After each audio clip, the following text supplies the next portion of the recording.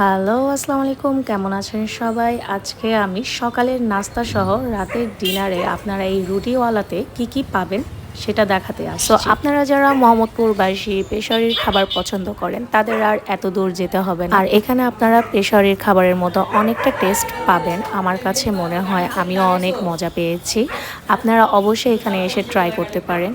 আমরা এখানে প্রায় আসি, আমাদের আর পেশারিতে যেতে হয় না এত দূর পর্যন্ত। সো আমার কাছে তো অনেক ভালো লেগেছে এই রুটিওয়ালা রেস্টুরেন্টের খাবারটা, অনেক টেস্টি ছিল, 10-এ 10 দেব আমি।